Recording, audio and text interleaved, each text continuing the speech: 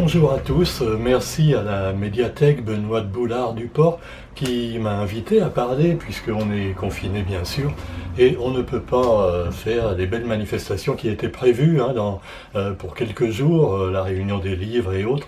Alors voilà, donc le livre pays, il est quand même là grâce à Internet et on va pouvoir en parler. Alors moi en ce qui me concerne, j'ai commencé à faire des livres à La Réunion depuis 1974, ça ne nous rajeunit pas. Et puis pendant longtemps, comme j'étais agent de voyage, j'ai travaillé un peu pour le quotidien également, donc j'ai pas eu le temps réellement de me consacrer à l'écriture tout le temps, et en particulier, j'ai pas pu faire de romans. Alors on a travaillé un petit peu avec l'association des écrivains réunionnais, des associations comme celle d'Alain Gilly ou de Jean-François Samlong, mais ça c'était avant. Maintenant, je suis parti ensuite à la retraite, un peu prématurément, pour me consacrer à d'autres activités. Alors ça a commencé par l'entomologie, donc l'étude des insectes qui me passionne depuis très longtemps, et alors avec Dominique Martiret, un photographe de mes amis, on a fait ce petit livre qui est paru à Saline Éditions, donc une petite maison d'édition de e-book, donc de livres électroniques qui se trouve à la Saline. Donc ça, vous pouvez le trouver sur Amazon. C'est un livre très complet sur les exploits des insectes. Et puis j'ai remis ça l'année dernière, fin 2019, avec les éditions Orphi. Et là, c'est avec Michel Laurent-Dreux. Et là, ce ne sont plus des photos, mais des illustrations. Donc c'est toujours moi qui ai rédigé le texte. Et c'est finalement le livre qui m'a peut-être donné le moins de mal, dans la mesure où j'avais déjà tout dans la tête, puisque l'entomologie, je vous l'ai dit, c'est une passion de longue date. Et puis en même temps que j'ai fait tout ça, je faisais beaucoup, et je fais toujours de la radio, qui est un petit peu évidemment depuis un mois mise à l'écart, puisque on ne peut pas aller à la station, on n'est pas considéré comme une radio assez importante, c'est une petite radio du tampon, Radio Sud Plus.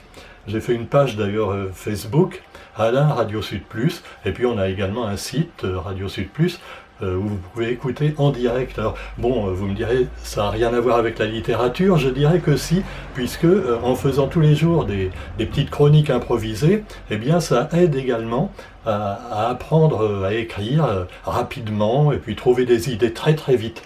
Alors ensuite, en 2018, là, c'est après avoir rencontré justement à Radio Sud Plus Marie-Danielle Mercat, jeune éditrice de La Plume et le Parchemin, qui fait surtout des romans de fantaisie, des romances, des contes pour les enfants.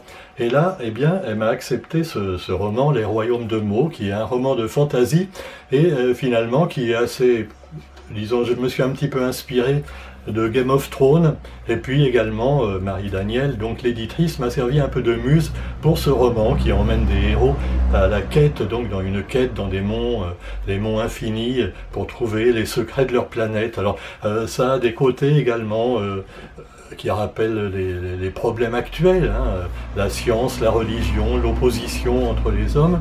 Et dans tous les romans d'ailleurs, je trouve qu'il faut mettre un petit peu ce genre de choses qui a un sens, qui est quelque chose de plus que la lecture pour passer le temps, mais qui est également des messages à l'intérieur des romans. Et puis la même année, en 2018, j'ai sorti ça, et là ce sont mes aventures d'agent de voyage, donc que j'ai connues dans une grande agence de La Réunion pendant 30 ans quand même. Alors j'ai accompagné des groupes, et donc j'en ai tiré du temps et de l'espace. Le temps qui paraît plus court selon les voyages ou plus long, et l'espace également qu'on parcourt. Alors c'est un petit bouquin qui est édité quasiment à compte d'auteur et qui finalement a eu pas mal de succès. Tous les gens m'en disent du bien, alors que j'avais pas l'impression de faire une œuvre extraordinaire. En fait, c'est des souvenirs, mais en même temps qui peuvent servir aux gens qui le lisent quand ils voyagent. C'est une philosophie des voyages. Mon héros là-dedans, c'est Sylvain Tesson. Sylvain Tesson, qui est, on le sait, un grand voyageur et écrivain également connu.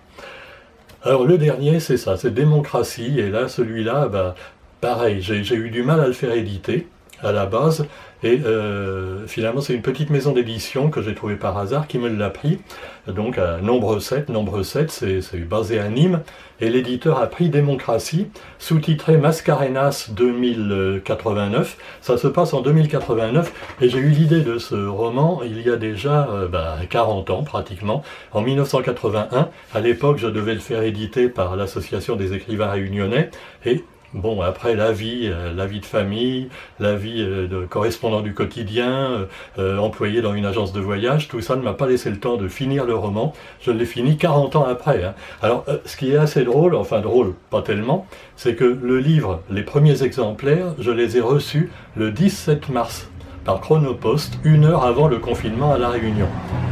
Alors là, finalement, j'ai pas réussi à le mettre en librairie encore. J'ai pu le mettre en librairie donc que très très récemment, et encore dans une seule librairie qui est ouverte, la Nouvelle Colombe au Tampon.